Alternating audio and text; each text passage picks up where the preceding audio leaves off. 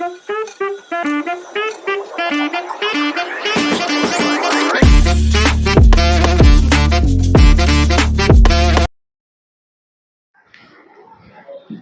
and welcome back to the channel Jayesh sir. Today I'm going to start with the numericals of gravitation, which is the last segment of this chapter. We have already completed the theory part. नहीं देखा होगा तो पहले जाकर वो lectures देख लेना. This is the last lecture for numericals. अब न्यूमेरिकल्स वाले पार्ट में तुम लोग कुछ टाइप्स ऑफ न्यूमेरिकल्स है, मतलब actually there are 3 types of numericals, 3 variations है. तो मैं तुम लोग को लाइन से नहीं करवा रहा हूँ, मैं तुम लोग को थोड़ा सा ऑर्डर चेंज करके बता रहा हूँ कि सिमिलर टाइप के सम्स हम पहले वो करते हैं. ओके, सो पहले वाली बात करते हैं. पहले न्यूमेरिकल समझने से पहले कि कौन से फॉर्मूलाज हम लोग को रिक्वायर्ड होंगे, हम लोग पहले वो देख लेते हैं. Okay, the first type of sums, मैं टाइप नंबर 1 लिख लेता हूँ. जो फॉर्मूलाज हम लोग को रिक्वायर्ड होगा will be, one is V is equals to U plus GT. A की जगह पे G लिख रहे हैं. नेक्स्ट वाला part is S is equals to UT plus half GT square. And last वाला part is V square is equals to U square plus 2GS. ये formula मैंने लास्ट टाइम भी लास्ट लेक्चर में free fall जब हमने किया था, मैंने फ्री फॉल में बताया था कि हम लोग जी क्यों ले रहे हैं, बिकॉज कोई भी ऑब्जेक्ट जब ऊपर से नीचे आ रहा होगा या नीचे से ऊपर जा रहा होगा उसमें हम लोग एक्सेलरेशन ड्यू टू ग्रेविटी होता है. तो हम सिर्फ ए को जी से रिप्रेजेंट कर रहे हैं, ओके, रिप्लेस कर रहे हैं. अब इसमें कुछ चीजें याद रखने वाली बात है, मैं लोगों को इनिशियल्स बता देता हूँ कि इन सब में क्या क्या मतलब है किसी का. जैसे कि यू वाला पार्ट, यू को हम लोग ऑलरेडी बोलते हैं इनिशियल वेलोसिटी. वी का मतलब होता है final velocity.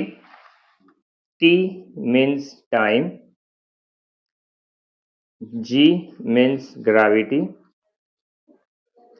Gravity of the earth अगर तुम लोग को लेना होगा, ग्रेविटी ऑफ ई लिखता हूँ, ग्रेविटी ऑफ द अर्थ अगर क्वेश्चन में नहीं दिया होगा तो हमेशा इसका वैल्यू लोगे 10 मीटर पर सेकेंड स्क्वायर, हमको थोड़ा सा सिंपल करने के लिए.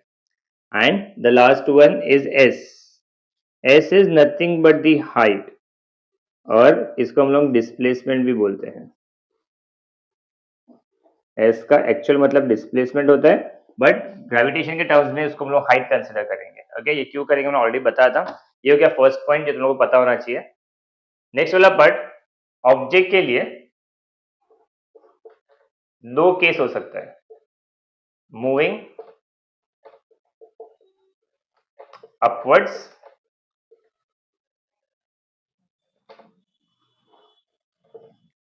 एंड सेकेंड वाला पार्ट मूविंग डाउनवर्ड्स. क्वेश्चन में स्पेसिफाइड रहेगा कि ऑब्जेक्ट को नीचे से ऊपर फेंका जा रहा है या फिर ऊपर से नीचे फेंका जा रहा है.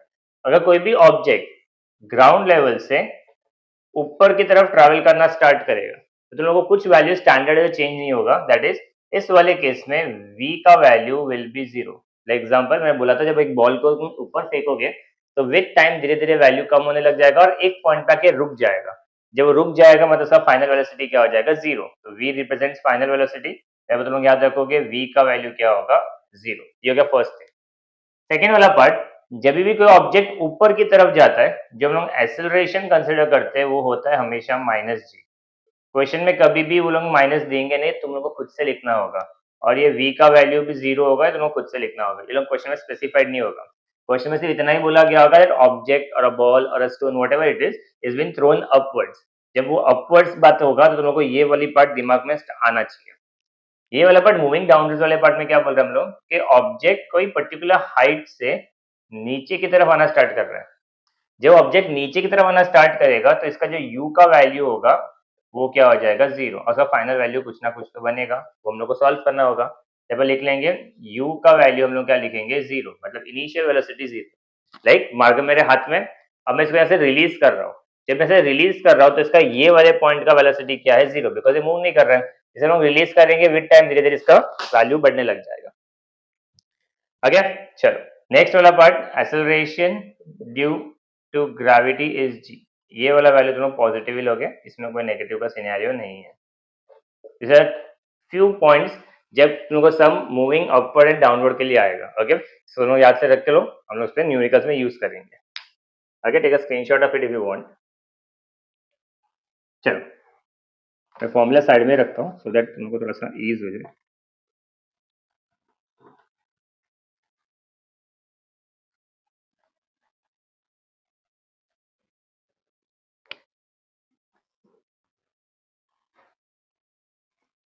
First sum number A. Sum number A is solve the following example. First wala part. An object takes 5 seconds to reach the ground from a height of 5 meter on the planet. What is the value of G on the planet? अब लोगों को planet के बारे में बात किया, it's not earth. अगर अर्थ होता, मैंने अभी बताया था कि जी का वैल्यू डायरेक्टली 9.8 या 10 हम लोग डायरेक्टली ले सकते थे, तो इस लोगों ने वो वाला बोला नहीं कौन सा प्लैनेट है। तो वो क्या क्या गिवन थी हम लोग लिख लेते, एक फॉर्मेट अलाइन कर लेने का। कभी भी न्यूमेरिकल्स लिखोगे तो अलाइनमेंट कैसा होगा, पहले तुम लोग गिवन लिखोगे, फिर क्या फाइंड करने बोला है वो लिखोगे, फिर कौन सा फॉर्मूला यूज करने वाला है वो लिखोगे, फिर तुम्हारा सोल्यूशन स्टार्ट होगा। तो इन केस लाइक न्यूमेरिकल से बच्चे लोग हमेशा भागते हैं, और बोर्ड्स के लिए मैं पहले ही मतलब सब क्लियर बता देता हूँ तुम लोग को कि तुम लोग को ऐसा कोई स्ट्रेस ना रहे जीवन में। जो न्यूमेरिकल्स वाला पार्ट है वो एक ही आएगा और वो भी ऑप्शन में आएगा। तो न्यूमेरिकल्स वाला पार्ट कुछ कुछ चैप्टर्स के हम लोग ऑप्शन में छोड़ सकते हैं, ऐसा मैं ना नहीं बोलूंगा कि तुम लोग नहीं करना, तुम लोग को करना ही है ऐसा भी नहीं है, तुम लोग इसको ऑप्शन में रख सकते हो। बट एक और इसका एडवांटेज वाला पार्ट भी बता देता हूँ कि न्यूमेरिकल्स इतना इंपॉर्टेंट भी क्यों होता है। न्यूमेरिकल बेसिकली आपको 3 मार्क्स के लिए आएगा, ठीक है, और 3 मार्क का कोई क्वेश्चन आंसर भी होगा। जब तुम लोग कोई क्वेश्चन आंसर लिखना स्टार्ट करोगे, तुम लोग पॉइंट स्किप कर जाओ अकॉर्डिंग टू बोर्ड या ऐसा कुछ हो जाएगा, बट न्यूमेरिकल्स वाले पार्ट में ऐसा कुछ नहीं होता है। तुम लोगों ने गिवन लिखा, टू फाइंड लिखा, फॉर्मूला लिखा, सम सॉल्व किया, अगर तुमको पूरा सही से आता रहेगा तो 3 मार्क्स सिक्योर करना कंपैरेटिवली वेरी इजी है एज ए थियरी लिखने का। थियरी में शायद 3 का तुमने कोई स्पेलिंग मिस्टेक कर दिया या कोई पॉइंट स्किप कर दिया तो 3 का 2.5 या 2 मार्क्स भी हो सकता है, बट यहाँ पर ऐसा चांस नहीं है। ओके, अगर तुम लोगों को पिटपैट आता होगा तो। सो इसका इंपॉर्टेंस भी है, एडवांटेज भी है और एज डिसएडवांटेज भी है। डिसएडवांटेज वाला पार्ट ये है कि हम लोग न्यूमेरिकल से भागते हैं, ये वाला पार्ट हर बच्चे का स्टोरी है, तो इसके तुम लोगों को पहले ही बता देता हूँ, ठीक है। सो जो तुम लोग को इजी लगे करो, जो डिफिकल्ट लगे तुम लोग स्किप भी कर सकते हो, इसमें कुछ डिफिकल्ट भी है बट पहले मैं इजी वाला बताता हूँ। गिवन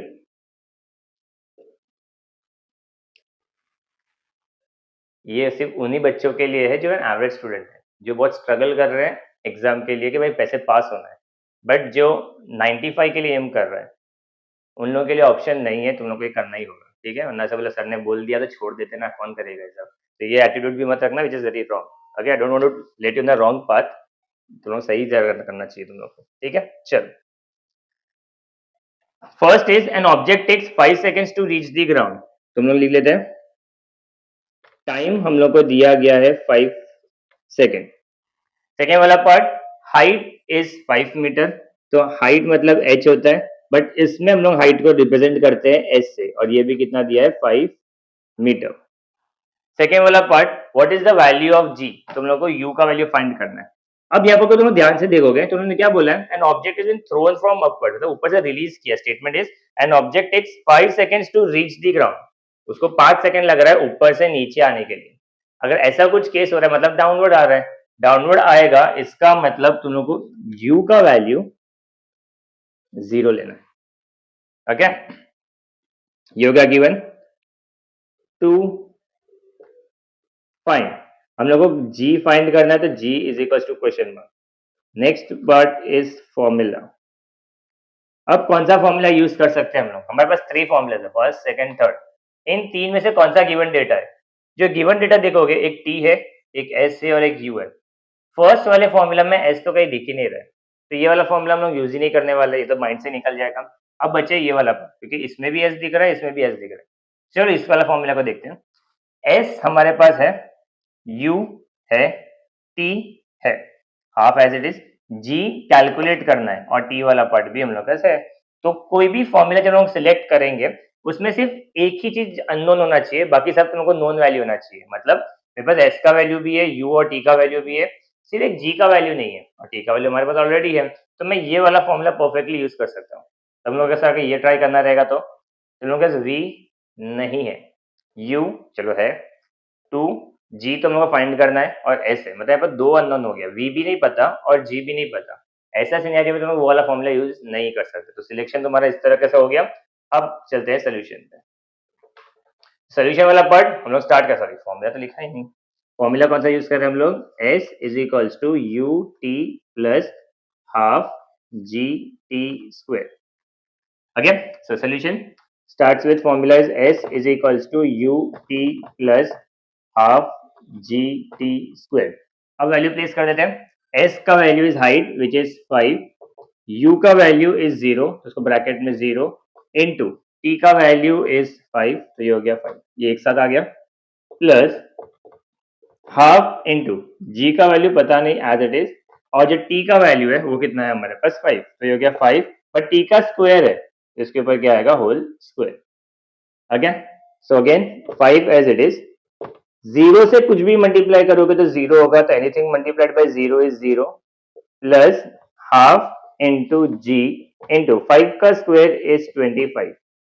ये पूरा एक सेगमेंट है, ये पूरा एक साथ है ना, तो ये पूरा एक साथ ही रहेगा, तो ये हो जाएगा 5 इज इक्वल टू 0 से कुछ भी प्लस करो सेम ही रहने वाला, तो 0 हट जाएगा, तो रहेगा हाफ इंटू जी, में एक साथ ले लेता हूँ, हाफ को मल्टीप्लाई करोगे तो ये हो जाएगा 25, ऊपर है नीचे 2 है और यहाँ पर आएगा जी.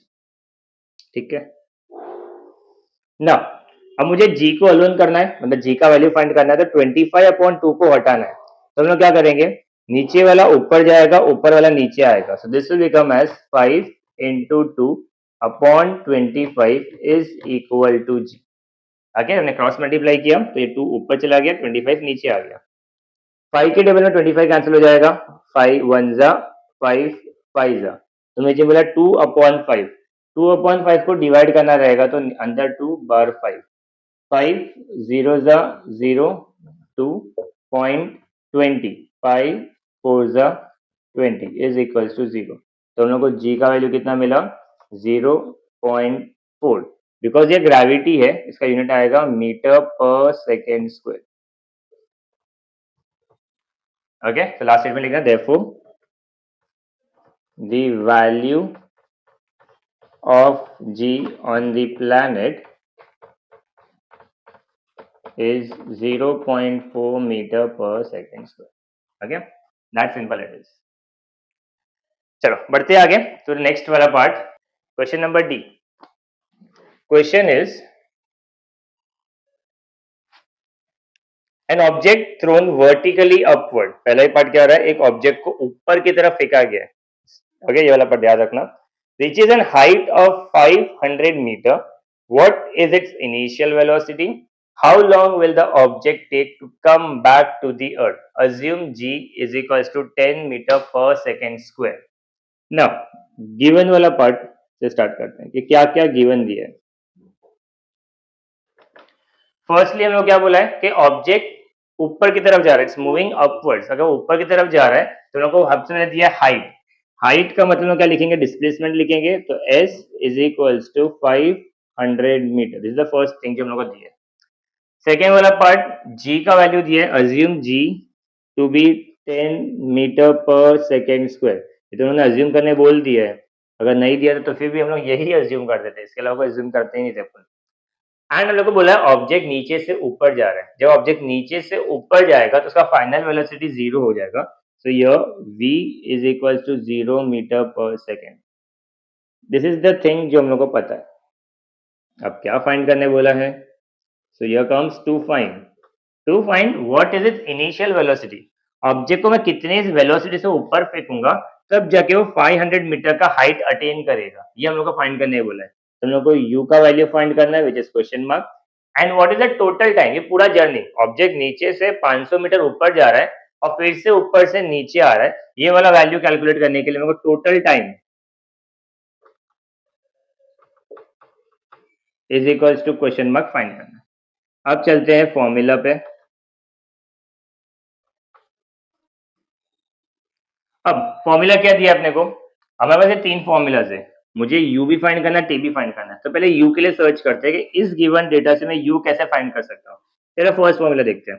फर्स्ट फॉर्मूला तो ऐसे ही नहीं है भैया, तो ये वाला पार्ट तो यूज होने वाला ही नहीं है, इसको छोड़ देते हैं. फिर इसकी बात करते हैं.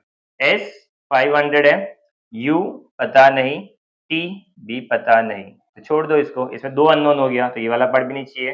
v के लिए ट्राई करते हैं. v का वैल्यू पता है, u फाइंड करना है 2 एज इट इज, g का वैल्यू है s का, मतलब मैं थर्ड वाला फॉर्मूला यूज कर सकता हूँ. तो मैं v square is equal to u square plus 2gs. ये वाले फॉर्मूला से हम लोग को क्या मिल जाएगा, हम लोग को u मिल जाएगा, बट मेरा t तो अभी भी मिसिंग है। टाइम के लिए क्या करेंगे, तो टाइम के लिए फिर से फर्स्ट वाला फॉर्मूला देखते हैं। v का वैल्यू हम लोग के पास ऑलरेडी है, u का वैल्यू फिलहाल के लिए नहीं है, बट जब ये फॉर्मूला यूज करके आंसर निकाल लेंगे हम लोग को u मिल जाएगा, तो मैं u यूज कर पाऊंगा। g हम लोग को 10 दिया है और जो t का वैल्यू है t हम लोग फाइंड कर लेंगे, तो ये वाला पार्ट हो जाएगा v is equals to u plus g t. Okay, ये तो हमारा हो गया गिवन डेटा। अब हमारे से गलती क्या हो रही है, अब हमने क्या मिस्टेक किया, किसी किसी को नोट कर लिया होगा, समझ लिया होगा, मैंने अब तक उस पर रिएक्ट नहीं किया, बट लेट्स सी क्या होता है। हम लोग ने ऑब्जेक्ट को नीचे से ऊपर भेजा है, जब मैंने नीचे से ऊपर लिखा तो मैंने इसके लिए पहले क्या लिखवाया था कि हम लोग अगेंस्ट द ग्रेविटी जा रहे हैं। अगर अगेंस्ट द ग्रेविटी जा रहे हैं तो जो जी का वैल्यू मुझे जो स्मार्टली उन्होंने 10 दे दिया है उसके अंदर वो क्या पंगा करना पड़ेगा, हम लोग को माइनस लिखना पड़ेगा। तो इस वाले पार्ट को थोड़ा सा एडजस्ट कर लेते हैं और यहाँ पर लिख देता हूँ, this will become as minus 10 metre पर सेकेंड स्क्वायर। ओके, बहुत कॉमन मिस्टेक है, होता ही है ये वाला पार्ट। ओके, चलो अब स्टार्ट करते हैं। v square is equals to u square plus 2gs, this is a formula. v का वैल्यू इज 0, 0 का स्क्वायर तो 0 ही होने वाला है, बट लिख लेते हैं। u का वैल्यू फाइंड करना है as it is, plus 2 formula का, g का वैल्यू इज -10 तो ये हो जाएगा -10 और s का वैल्यू इज 500। तो 0 वाला तो as it is, u square as it is, इस पूरे को मल्टीप्लाई करते हैं। तो मल्टीप्लीकेशन देखो जरा, 10 को 500 से मल्टीप्लाई करोगे तो इसका एक जीरो ऐड हो जाएगा, तो ये 5000 हो जाएगा। 5000 को 2 से मल्टीप्लाई करोगे, 5000 का डबल हो जाएगा, मतलब 10,000 होगा। मल्टीप्लीकेशन में एक भी माइनस होगा तो आंसर में माइनस आएगा, so this will become as -10,000 is your answer. तो अपने हिसाब से कैलकुलेट कर सकते हो। अब नंबर को एक तरफ कर देंगे, माइनस उस तरफ गया तो प्लस हो जाएगा, this will become as 10,000 is equals to u square. अपने को यूज कर तो चाहिए ही नहीं, अपने को चाहिए यू, तो यू कैसे मिलेगा, टेकिंग स्क्वायर रूट, यहाँ पर लिख लेते हैं taking square root on both sides. तो इसका स्क्वायर रूट निकालोगे तो इसमें लिखा as u is equals to root of 10,000। अब रूट वाले पार्ट में क्या होता है, हमेशा दो दो का पेयर होता है, तो सिंपली देखो यहाँ पे 4 जीरो है तो दो दो जीरो का पेयर बन रहा है, तो यहाँ पर लिख लेंगे u is equals to 100, because ये इनिशियल वेलोसिटी है, इसका यूनिट होगा मीटर पर सेकेंड, इसके ऊपर कोई स्क्वायर नहीं आएगा, सिर्फ एक्सेलरेशन और जो ग्रेविटी होता है उस पर स्क्वायर आता है। इनिशियल वेलोसिटी और फाइनल वेलोसिटी में सिर्फ मीटर पर सेकेंड आता है। तो ये हो गया हमारा इनिशियल वाला पार्ट। अब हम लोग ने फर्स्ट पार्ट तो फाइंड कर लिया, टू फाइंड में ये वाला। अब मुझे टोटल टाइम कैलकुलेट करना है, तो टाइम कैलकुलेशन के लिए हम कौन सा फॉर्मूला यूज करेंगे, सेकेंड वाला, second part, v is equals to u plus g t. v का वैल्यू इज 0 तो यहाँ पर आ गया 0, u का वैल्यू हमने ऊपर फाइंड कर लिया विच इज 100, प्लस g का value is -10 into t, again 0 is equals to 100, negative वाला पार्ट है तो 10 इंटू टी करोगे 10t होगा, और माइनस वाला पार्ट हो जाएगा तो ये होगा -10t। माइनस को लेफ्ट से राइट में लेके आओ तो पॉजिटिव हो जाएगा, तो हो जाएगा 10t is equals to 100। But अपने को तो t कैलकुलेट करना है, तो 10 मल्टीप्लीकेशन में नीचे जाएगा तो डिवाइड होगा, तो this will become as t is equals to 100 upon 10, 0 and 0 cancel, t का वैल्यू हो जाएगा 10 सेकेंड्स। अब जब तुम आंसर चेक करते हो तो एक्चुअली वहां पर 20 सेकेंड्स लिखा हुआ आंसर, तो 20 क्यों आया, क्वेश्चन में हमने क्या बोला, what is the total time taken to come back to the earth, मतलब ऑब्जेक्ट ग्राउंड लेवल पे इसको जब हम लोग किसी स्पीड से, मतलब 100 मीटर पर सेकेंड की स्पीड से फेंका गया ऊपर, तो मस्त में ऊपर तक ट्रैवल किया, और उसने कितना हाइट अटेन किया, 500 मीटर, तो 500 मीटर ऊपर चला तो गया, बट अब वो रुका हुआ थोड़ी है, वो फिर से ट्रैवल करते हुए नीचे आया, और नीचे आके वो गिर गया। तो ये जाके जो रिटर्न आने वाला पड़ता, इस पूरे का टाइम कितना है, और हमने जो 10 सेकंड कैलकुलेट किया वो सिर्फ जाने का टाइम किया। कभी भी याद रखना, नोट कर लो इस वाले पार्ट को, ऑब्जेक्ट को जितना टाइम ऊपर जाने में लगता है उतना ही टाइम नीचे आने में भी लगता है। कोई अलग कंसेप्ट ऐसा नहीं होगा कि जाने में ज्यादा टाइम कम लग रहा है और आने में ग्रेविटी से फटाक से आ जाएगा, ऐसा नहीं होता है। जितना टाइम अगर उसको 5 सेकंड लग रहा है ऊपर जाने के लिए तो उसको 5 सेकंड ही लगेगा फिर से नीचे आने के लिए। तो ये वाले केस में हम लोग को 10 सेकंड्स मिल गया, मतलब ऑब्जेक्ट को 500 मीटर हाइट ट्रैवल करने के लिए 10 सेकंड्स लगा, तो नीचे आने के लिए फिर कितना लगेगा, 10 सेकंड्स लगेगा। तो टोटल टाइम जब हम लोग को कैलकुलेट करने बोला गया है तो total time is nothing but 2t. 2 into 10, that will give me 20 seconds. The total time is 20 seconds. The last answer, final answer लिख लेना, initial velocity is 100 meter per second and total time taken is 20 second is your final answer. Okay, चलो cool. बढ़ते आगे तो next sum number E. Sum number E, a ball of a table, a ball falls off, okay, a ball falls off a table and reaches the ground in 1 second. Assuming g is equal to 10 meter per second square, calculate its speed on reaching the ground and the height of the table. So you have a very simple सा पूछा है, कुछ ज्यादा complicated नहीं है और calculation बहुत easy है। पहले गिवन लिख लेते हैं। हम लोग को ये वाला पार्ट पता है कि बॉल एक टेबल से नीचे की तरफ गिर रहा है। So first a ball falls off the table, ऊपर से नीचे आ रहा है and reaches the ground in 1 second. तुम लोग को फर्स्टली टाइम दिया गया है 1 सेकेंड।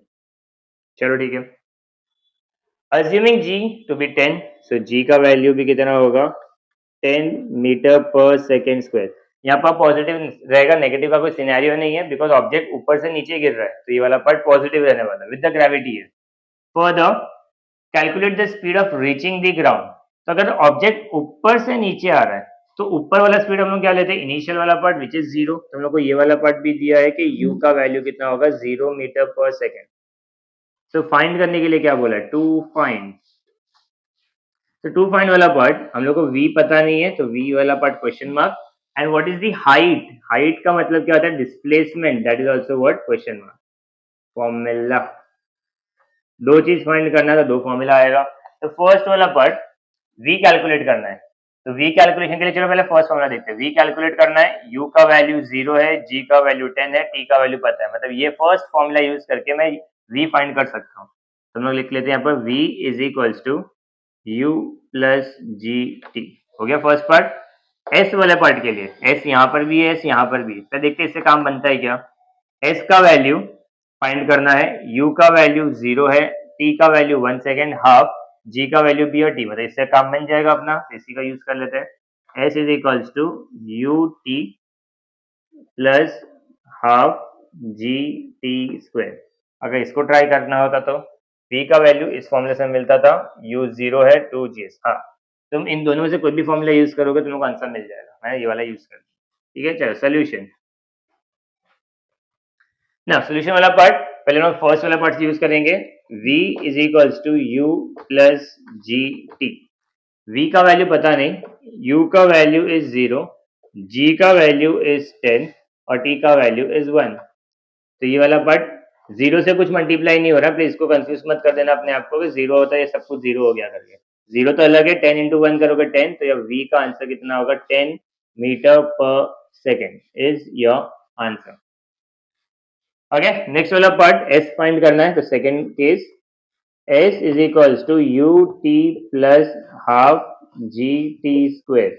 s का वैल्यू पता नहीं, u का वैल्यू इज 0 इंटू टी का value is 1 plus half into G का वैल्यू 10 एंड टी का वैल्यू इज 1 का square.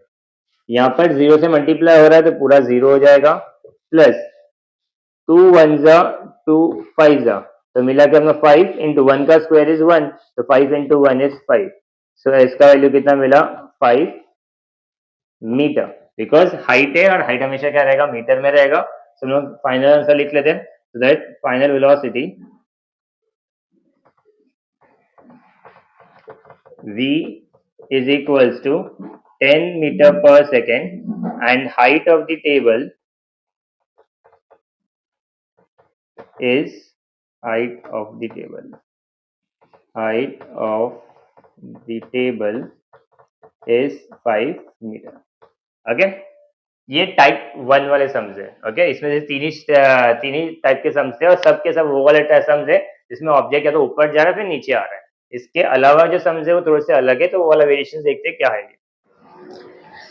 So we are starting with type 2 वाला पार्ट। टाइप 2 वाले पार्ट के अंदर एक ही फॉर्मूला जो हम लोग को यूज करना है, पर कैलकुलेशन थोड़ा सा अलग है। ऐसे कैलकुलेशन हमने अभी तक किए नहीं है। सो लेट्स सी क्या है ये।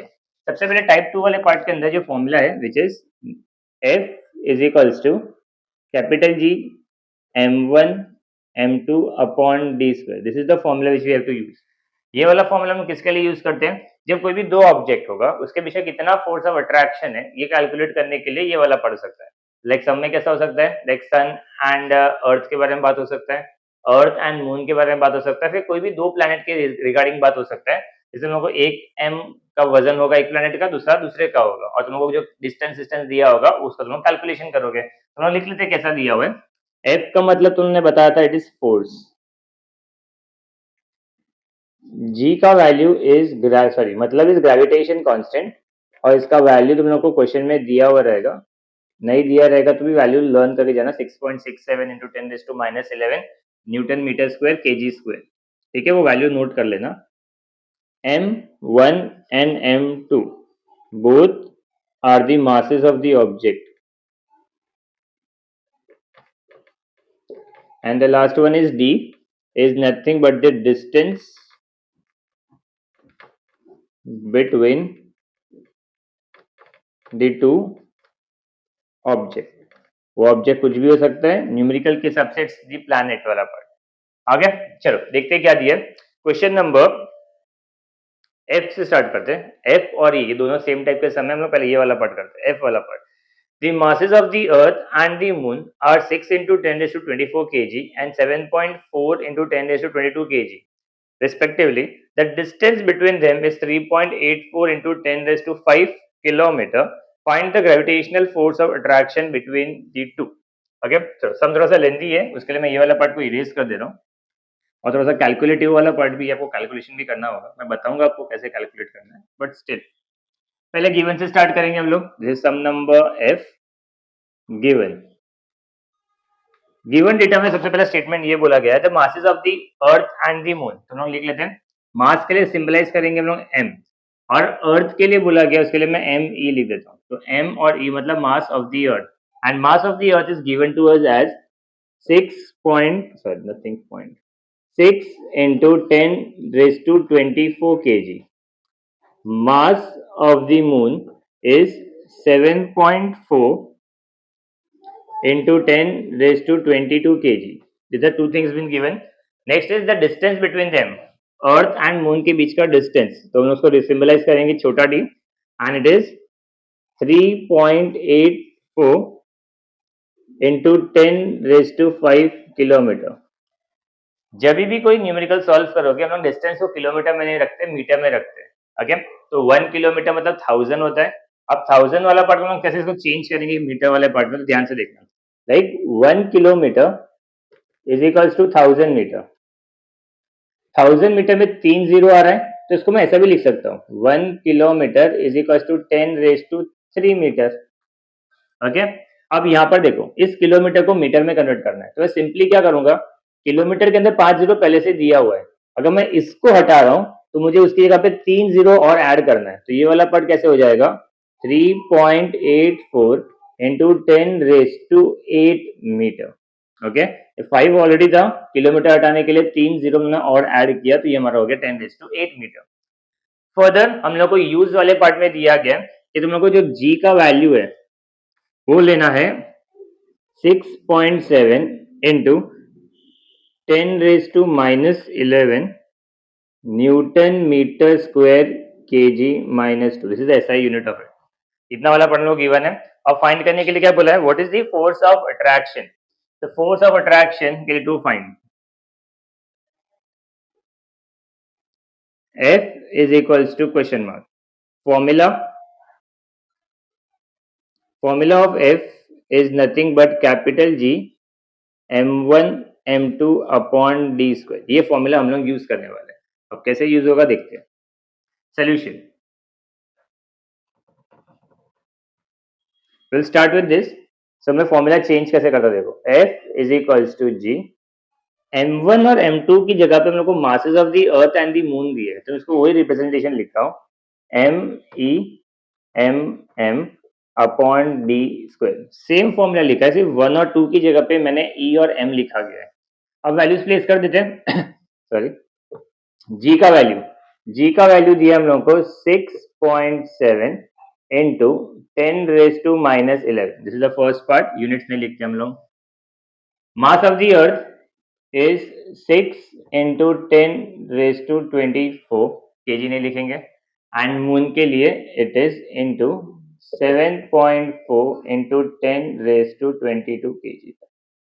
दी होल अपॉन डी इज 3.84, तो यहाँ पर लिख देते हैं हम लोग उसको 3.84 इंटू 10⁻8, बट डी के ऊपर स्क्वायर है तो इस पूरे वाले पार्ट को हम लोग स्क्वायर डाल देंगे। ओके, ये कैलकुलेशन तुम लोगों को थोड़ा सा डिफिकल्ट लग रहा होगा या फिर बहुत ज्यादा डिफिकल्ट लग रहा होगा, मैं दिल से एक्सेप्ट करता हूँ इस चीज को, कोई बुरा ही नहीं है, क्योंकि ऐसा कैलकुलेशन तुम लोगों ने कभी किया नहीं है, ऐसा कभी तक आया नहीं है। और जब तुम लोगों को आगे जब फर्दर स्टडीज करना स्टार्ट करोगे, ऐसे कैलकुलेशन आएंगी, तुम्हारे कैलकुलेटर शायद से होगा तुम्हारे पास अवेलेबल, तो ये लेवल पे हम लोग कैसे करेंगे इससे डील, तो हम लोग बहुत सिंपली करेंगे, ज्यादा कुछ टेंशन वाली बात नहीं है। हम लोग क्या करेंगे, ये 10-10 वाला पार्ट थोड़ा अजीब दिख रहा है अपने को, क्योंकि ऐसा कभी डील नहीं किया ना, तो ये 10 वाले को अलग कर देंगे, सारे नंबर्स को अलग कर देते हैं। तो मैं इसको कैसे लिख देता हूँ, इधर लिखेंगे 6.7 इंटू 6 इंटू 7.4, नंबर्स को मैंने एक साथ लिख लिया, और जो भी 10 वाले पार्ट है उसको हम एक साथ लिख देते हैं। तो ये वाला part is 10⁻11 into 10⁻24 into 10⁻22, the whole upon.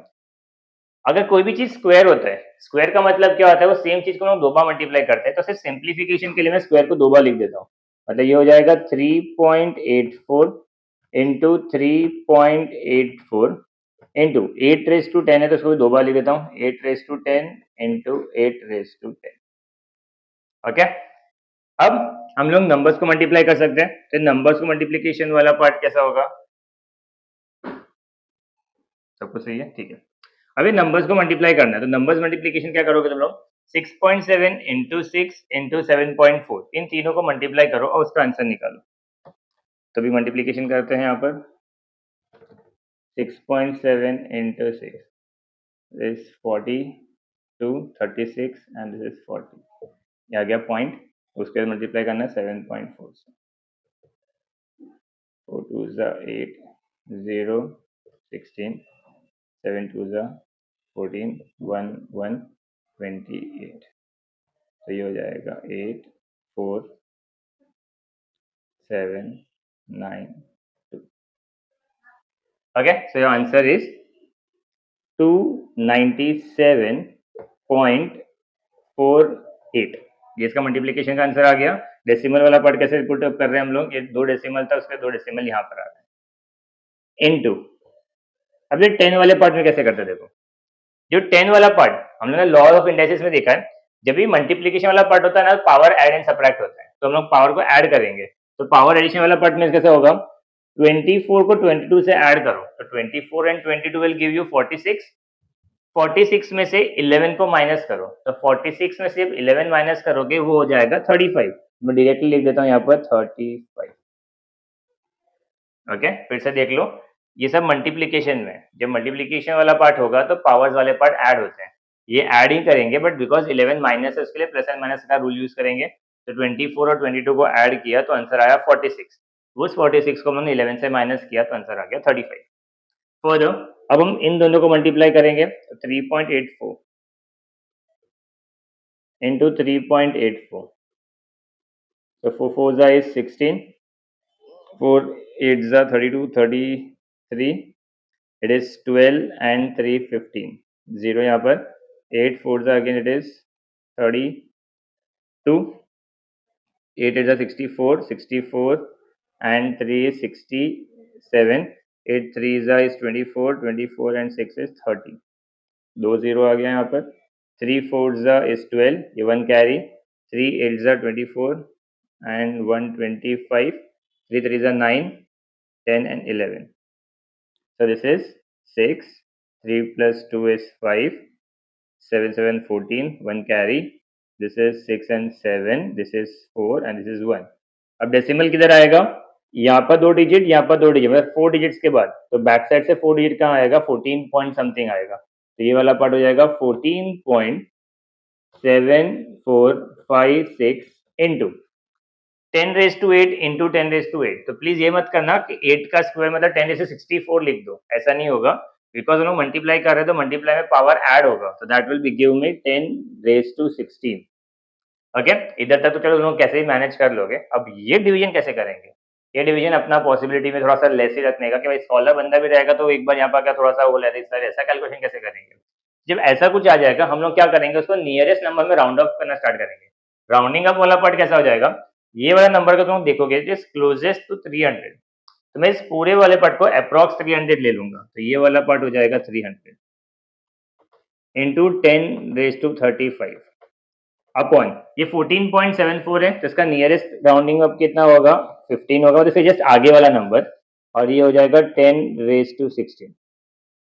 अब राउंडिंग ऐसा ही करने का मोस्टली कि अपना ऊपर नीचे कैंसिल हो जाए, तो मुझे दिख रहा था ये 15 है, अगर मैं इसको 300 में इसको 298 भी कर देता, अगर मुझे ऐसा कुछ नंबर नीचे मिलता जो 298 वाला कैंसिल हो रहा था, तो मैंने इसको राउंडिंग अप कितना कर दिया? 300 कर दिया। ऐसा 100 का डिफरेंस करा नहीं, 2-4 नंबर का राउंडिंग अप कर सकते हैं हम लोग। ओके, अब 15 के लिए 30 ऑलरेडी आता है, तो 15 वन जा, 15 टू जा, और ये हो गया 0, तो हम लोग को मिल गया 20, तो मिल गया आगे यहाँ पर इनटू। अब इस वाले पार्ट का क्या? इसका एक्चुअल मतलब क्या है? ऊपर 35 जीरोस है और नीचे 16 जीरोस है, तो लॉ ऑफ इंडस्ट्रीज अगेन क्या बोलता है? नीचे वाला पावर अगर ऊपर जाएगा तो सबट्रैक्ट हो जाएगा, तो इसको हम लोग लिखेंगे 10⁻35 minus 16। So what will be answer? 35 में 16 को माइनस करो तो ये हो जाएगा 20 इंटू 10⁻, माइनस करोगे आंसर इज 19। अब देखो ये 20 है तो इसका एक 0 है, अगर ये 0 यहाँ से निकाल के इसको दे दूंगा तो कुछ फर्क नहीं पड़ेगा, तो इसका आंसर सेम ही रहने वाला है, तो ये हो जाएगा 2 into 10⁻20। This is nothing but your final answer. जो हमने क्या कैलकुलेट किया? फोर्स कैलकुलेट किया, तो force F is equals to 2 into 10⁻20 Newton is your final answer. This is the force of attraction between the earth and the moon. Okay, I know, थोड़ा सा breathe in करके हमको absorb करने का try करो। और जब इनिशियल स्टेज में, जब ये सिलेबस आया था, तो इनिशियल स्टेज में I used to think boards कभी ऐसा क्वेश्चन तो नहीं पूछेगा बच्चों को, but I think so in the back in the 2023 एक सम ऐसा आया है, मतलब 24 में नहीं 23 वाले पार्ट में ऐसा एक सम आया था जिसमें उन्होंने ये वाला कंसेप्ट का क्वेश्चन पूछा है। तो from now that point of time मेरे को रियलाइज हुआ कि बोर्ड्स पूछ सकता है, तो अब मैं थोड़ा बच्चों को एम्फोसाइज करता हूँ कि इसे थोड़ा ध्यान देना। But previously one I was like नहीं यार, ऐसा गंदा कैलकुलेशन बच्चों पे स्ट्रेस नहीं देगा बोर्ड्स, बट फिलहाल के लिए पूछ रहे हैं तो तुम लोग को उससे आना जरूरी है। ओके, चलो ऐसा एक सिमिलर टाइप का सम है जो सम नंबर जी वाला पार्ट है, तो लेट्स सी क्या है। जी, the mass of the earth is 6 into 10 raised to 24 kg. The distance between the earth and the sun is 1.5 into 10 raised to 11 meter. If the gravitational force between the two is 3.5 into 10 raised to 22 Newton, what is the mass of the sun? और again उन्होंने u का g का value दिया गया है, तो चलो given लिख लेते हैं। This is your sum number g।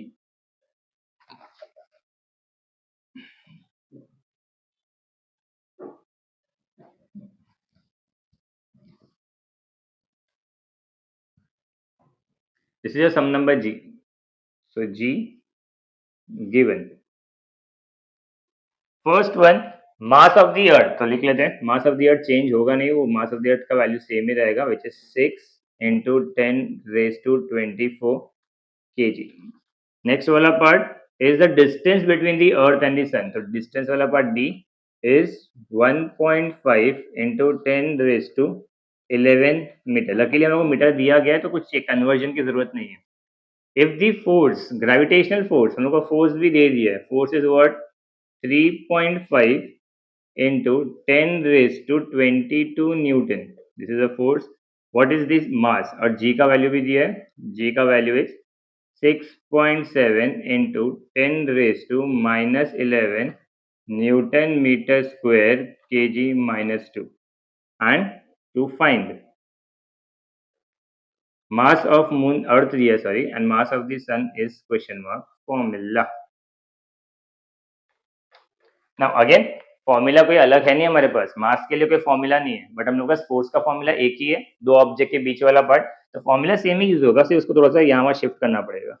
So force is equals to G m1 m2 upon D square. फिलहाल के लिए मुझे सब में कोई कन्वर्जन दिख नहीं रहा है, ऐसा कुछ कन्वर्ट करने की जरूरत है अपने को, सब कुछ सेम वाला पार्ट, मास तो केजी में ही रहेगा, न्यूटन बराबर है, डिस्टेंस सब कुछ सही है। Okay, solution formula force is equals to capital G mass of the earth mass of the sun upon उन दोनों के बीच का डिस्टेंस।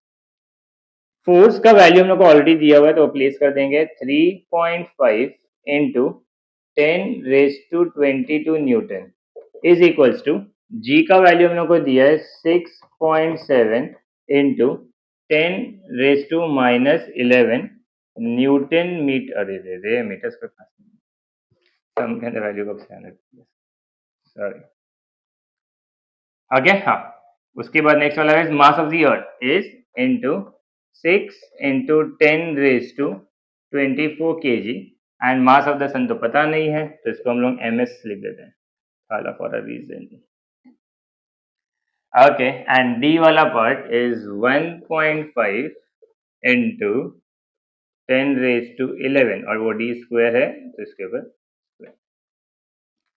अब हमें ms को अलग करना है, तो ms को अलग करने के लिए इन सबको हम लोग को शिफ्ट करना पड़ेगा, तो शिफ्टिंग वाला पार्ट देखो, नीचे वाला ऊपर आएगा, ऊपर वाला नीचे आएगा, उसको हम लोग शिफ्टिंग करते देखो, इट इज 3.5 इंटू ये स्क्वायर वाला टर्म है, उसको दो बार लिखेंगे तो हो जाएगा 1.5 इंटू 1.5। मैं शिफ्ट भी कर रहा हूँ और अरेंज भी कर रहा हूँ, इंटू 10 वाले पर सब साथ में लिखेंगे, 10⁻22 ये हो गया, और ये 11 का भी तो दो बार लिखना पड़ेगा, तो 10⁻11 इंटू 10⁻11 दी होल अपॉन ये वाला पार्ट नीचे आ जाएगा 6.7 into 6 into 10⁻11 into 10⁻24 is equals to ms। अब मल्टीप्लीकेशन कर लेंगे, तो मल्टीप्लीकेशन वाले पार्ट में 1.5 इंटू 1.5, अगर तुम्हें 15 का स्क्वायर पता होगा इट इज 225, मतलब ये हो जाएगा 2.25। 2.25 को 3.5 से मल्टीप्लाई करते हैं, यहाँ पर लिख देता हूँ मैं 2.25 into 3.5, 5 5 is 25, 5 2 are 10 and 2 12, 5 2 are 10 and 1 11, 0, 3 5 is 15, 1 carry, 3 2 are 6 and 1 7, 3 2 is again 6, तो इसको ऐड कर लोगे तो दिस इज 5 7 8 7 एंड डेसिमल का आएगा 3 डिजिट के बाद, तो यहाँ पर 3 डिजिट के बाद डेसिमल, तो ये आंसर इज 7.875 इंटू, अब पावर्स देख लेते हैं, 22 11 11 सब पॉजिटिव है तो सबको ऐड कर लेंगे, तो answer is straight 10⁻44। Okay, the whole upon नीचे वाले पार्ट को मल्टीप्लाई करना पड़ेगा, 6.7 into 6, 6 7 is 42, 6 6 are 36, 36 plus 4 is 40 और डेसिमल, तो ये हो जाएगा 40.2 इंटू 10⁻², -11 एंड 24 से माइनस करोगे तो this is 14 and 13, this is 13। Okay, ये स्टेज के आने के बाद हम लोग क्या करते हैं, राउंड अप करते हैं। दोनों राउंड अप करना स्टार्ट करोगे तो इसका नियरेस्ट राउंड अप कितना दिख रहा है अपने को, तो हम लोग बट ऑलवेज बोलेंगे दिस इज 8 इंटू 10⁻44 और ये वाले पार्ट में 40.2 मतलब कितना होगा 40 इंटू 10⁻13। अब कैंसिलेशन, 8 वाले पार्ट में 40 जा रहा है तो हम लोग लिख देंगे इट इज 1 जा 5 जा। अब इस पावर का क्या, दैट इज 1/5 को कैलकुलेट कर लेते हैं। 1/5 को अगर तुम डिवाइड करोगे तो डिवीजन वाले पार्ट में क्या होगा, ऊपर वाला अंदर जाएगा, नीचे वाला बाहर ही रहेगा। दिस 0 जा 0, 1 डेसिमल 10 मतलब हो गया 2 जा 10 विच इज 0, मतलब 0.2 आ गया। दिस इज 0.2 इंटू 13 ऊपर जाएगा तो दिस इज 10⁻44 माइनस 13, 44 में 13 को निकाल दो तो ये आंसर इज 0.2 इंटू 31, तो 10⁻31। अब मुझे 0.2 में से पॉइंट को हटाना है, किसी भी नंबर लाइक 0.2 को अगर मैं 2 करना रहेगा तो हम लोग क्या करते हैं, इसको इंटू 10 करेंगे तो ये वाला पार्ट हो जाएगा 2। अब मैं 10 लाऊंगा कहाँ से, तो ध्यान से देखो, यहाँ पर 31 जीरो है, इस पूरे 31 जीरो में से हम लोग एक जीरो इसको मल्टीप्लाई करवाने में हेल्प करेंगे, तो यहाँ पे एक जीरो कम हो जाएगा और ये वाला पार्ट 2 हो जाएगा। तो इसी को हम लोग ऐसे भी लिख सकते हैं 2 इंटू 10⁻30। और ये हमने क्या कैलकुलेट किया, इट इज द मास, तो final answer would be in KG, this is KG. Okay, text book में इसका आंसर 1.96 करके दिया है, बिकॉज उन्होंने राउंड अप कुछ अलग से किया होगा, बट अपना इतना स्ट्रॉन्ग राउंडिंग अप नहीं है, हम लोग ऐसा कैलकुलेशन करेंगे जो हमारा सिंप्लीफाइड रहेगा। So this is the best answer we can get. Okay, so will start. अभी सिर्फ दो ही सम बाकी है अपना, एक सम नंबर बी बाकी है और एक सम नंबर सी बाकी है। पहले हम सी कैलकुलेटिव कर लेते हैं और फिर बी वाला पार्ट थोड़ा सा प्रूवन वाला पार्ट है। सो सम नंबर सी, अब ये कोई अलग अलग टाइप के सम नहीं है, मैं थर्ड टाइप दे देता हूँ इसको, इन दोनों के फॉर्मूलाज अलग अलग है। Okay, this is variations.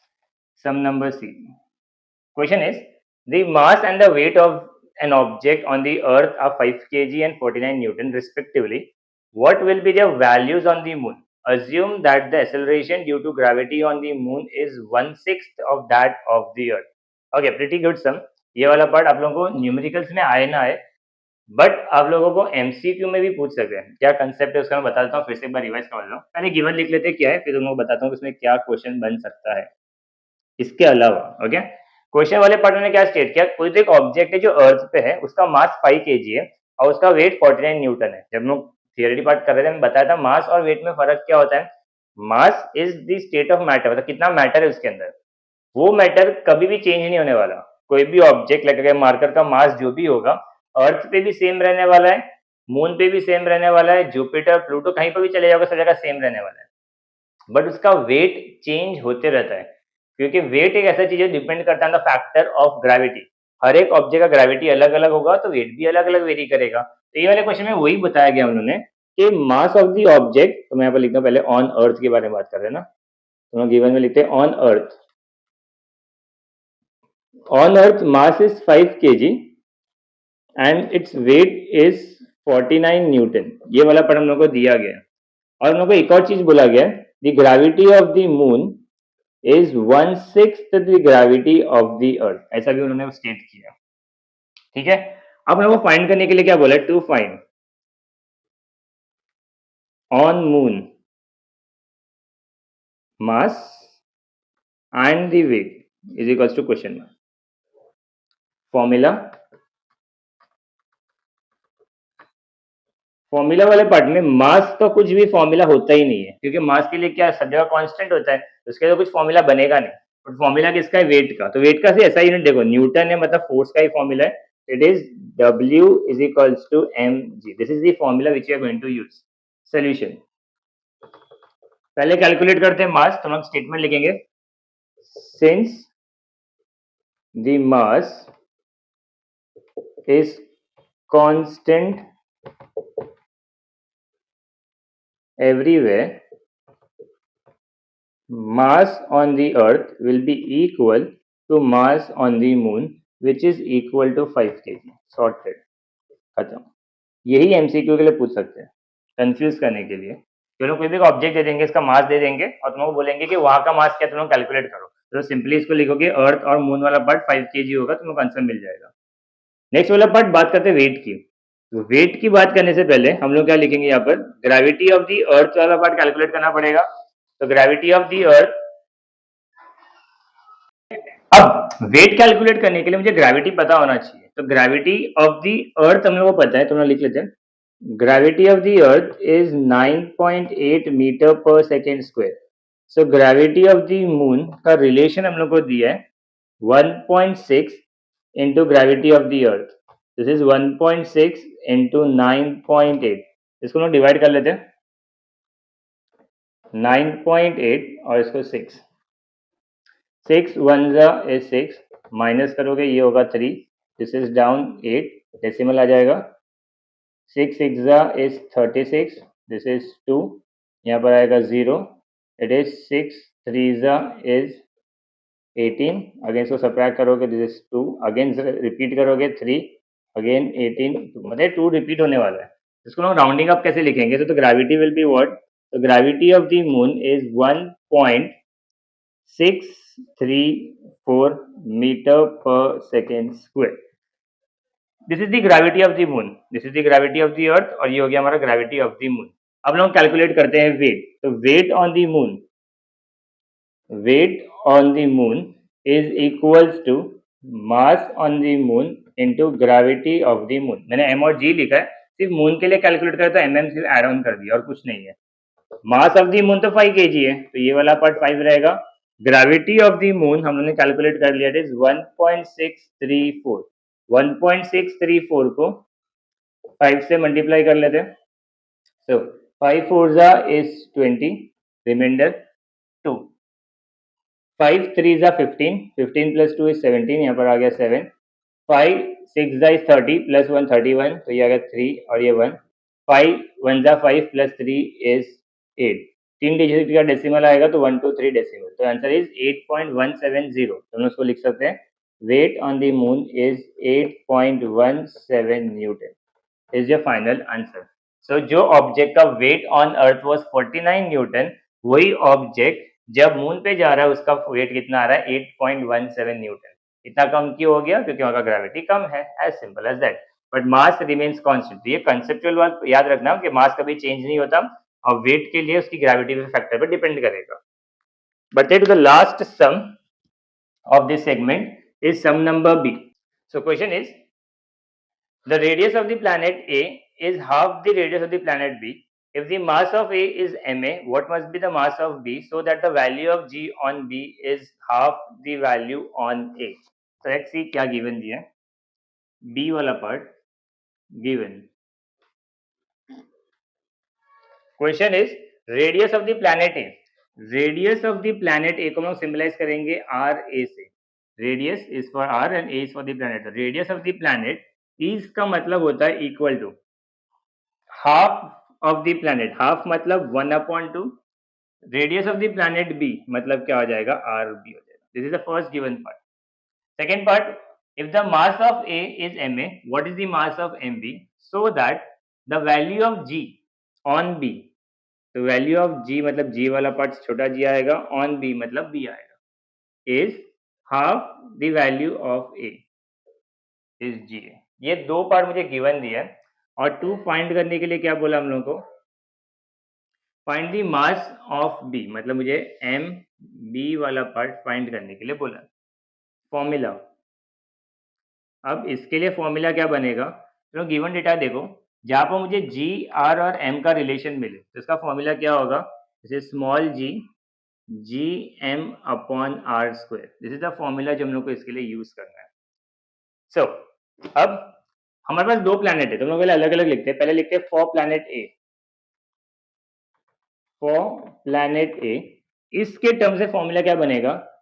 Gravity of planet A is equal to G वाला पार्ट कांस्टेंट है, ये कभी चेंज नहीं होता। एम के लिए हम लोग लिखेंगे M A, mass of the planet A, और रेडियस के लिए लिखेंगे R A, radius of the planet A. Similarly for planet B भी लिखेंगे, तो फॉर प्लैनेट बी, तो ये वाला पार्ट हो जाएगा G B, gravity of planet B is equals to G M B, mass of the planet B upon radius of planet B the whole square. अब this is my equation number 1, this is my equation number 2। अब इन दोनों को divide कर देते हैं, तो divide equation 1 and equation number 2। Left left को divide करेंगे तो राइट एंड राइट को भी डिवाइड करेंगे। तो लेफ्ट वाला पार्ट क्या होगा हमारा? G A upon G B is equals to, G A का वाला पार्ट ये है तो उसको हम लिखेंगे G M A upon R A the whole square, the whole upon G M B upon R B the whole square. छी sir क्या करवा रहे हो ये, बट कुछ नहीं कर सकते, इसका यही ऑप्शन है इसके लिए, और कुछ ऑप्शन ही नहीं अपने पास। लास्ट समय वैसे भी चलो अभी हम लोग क्या क्या वैल्यू देख लेते हैं। तो हमने अभी तक क्या क्या सिंपल वाला पार्ट था, यही फॉर्मूला में ए और बी के टर्म्स में उन्होंने लिख लिया। फ्रैक्शन में फ्रैक्शन आने से तुम लोग थोड़ा कॉम्प्लिकेटेड लग रहा होगा, बट एक स्टेप क्या इजी हो जाएगा। पहले जीए देखते हैं, क्या जीए का वैल्यू है हमारे पास? तो जीए का वैल्यू तो हमारे पास नहीं है, तो इस जीए को मैं एज इट इज लिख देता हूँ अपॉन जीबी। जीबी मतलब इज हाफ ऑफ जीए, तो मैं इसकी जगह पे क्या लिखूंगा? It is half of G A is equals to capital G वाला पार्ट एज इट इज रहेगा, एम ए का कुछ रिलेशन हमारे पास नहीं है तो एम ए भी एज इट इज रहेगा, अपॉन आर ए का value half of R B दिया है, यहाँ पर लिखेंगे half of R B, but इसके ऊपर होल स्क्वायर आएगा तो यहाँ पर लिख देते हैं whole square, upon G M B, upon R B का वैल्यू नहीं है हमारे पास तो इसको हम लोग क्या लिखेंगे आर बी का स्क्वायर। ओके ना, जी ए दोनों तरफ दिख रहा है तो ये जी ए और ये जी ए को तो कैंसिल कर देंगे, फ्रैक्शन में फ्रैक्शन आ जाए लाइक 1/2 अपॉन 3/4, अगर ऐसा सम होता है जिसमें फ्रैक्शन में फ्रैक्शन होता है तो नीचे वाला सा उल्टा हो जाएगा, मतलब ये कैसा हो जाएगा 1/2 इंटू 4/3 ऐसा हो जाता है, ठीक है, ये वाला पार्ट हम लोग यहाँ पर यूज के लिए आएगा। सिमिलरली अगर मैंने लिख दिया 2/3/5, ऊपर न्यूमरेटर है और डिनोमिनेटर में 2 पार्ट आ रहा है तो फिर क्या होगा, नीचे वाला हमेशा रेसिप्रोकल करता है, उल्टा करता है, जैसे यहाँ पर देखो यहाँ पर कुछ नहीं मतलब 1 है और नीचे 1/2 है तो ये वाला रेसिप्रोकल होके क्या बन जाएगा हम लोग को 2 बन जाएगा, is equals to G M A as it is, half का स्क्वायर करना है, 1 का स्क्वायर 1, 2 का स्क्वायर हो जाएगा 4 और ये हो जाएगा R B square, the whole upon नीचे आएगा G M B upon R B square. अब इसको इरेज कर देता हूँ। अब देखो फ्रैक्शन में फ्रैक्शन तो नीचे वाला उल्टा हो जाएगा तो यहाँ पर हमारे पास क्या बचा है 2 is equals to G M A upon 1/4 R B square into R B square upon G M B, ये वाला पार्ट मैंने एज इट इज लिखा, नीचे वाले को मैंने उल्टा किया, आर बी स्क्वायर गया, कैपिटल जी गया तो मेरे पास बचा क्या यहाँ पर, लेफ्ट साइड में बचा 2 is equals to M A और एम बी को मैं ग्रुपिंग कर देता हूँ, तो मैंने एम ए को आगे लिखा हुआ ही है और एम बी को इसके नीचे लिख देता हूँ, इनटू ऊपर कुछ नहीं बचा मतलब 1 और ये 1/4 है तो 1/4 अगर ऊपर चले जाएगा तो बचेगा 4, तो इसको मैं कैसे लिख देता हूँ 4, ये वाला पार्ट सिनेरियो कैसा है 1/1/4 है तो अगर ये रेसिप्रोकल हो जाएगा तो 1 इंटू 4 इज 4, मैंने ये वाले पार्ट को ऊपर भेज दिया तो 4 आ गया। अब इस 4 को नीचे ले आते हैं, जो हम लोग को इसका रिलेशन चाहिए, तो ये हो गया 2/4 is equals to M A upon M B, 2 1 जा 2 2 जा, this is 1/2 is equals to M A upon M B. Okay, अब हम लोग को फाइंड क्या करना था, हम लोग को फाइंड तो एम बी करना था, तो एम बी वाला पार्ट ये रहा, तो इस वाले पार्ट को स्वाइप करेंगे तो ये यहाँ पर क्रॉस मल्टीप्लाई होगा, यहाँ पर क्रॉस मल्टीप्लाई होगा, so your final answer will be M B is equal to, ये 2 ऊपर आएगा 2 M A and your final answer is mass of planet B is equal to mass of planet A. That's your final answer. Okay, that is from this segment and we have completed this chapter. Thank you and have a great day.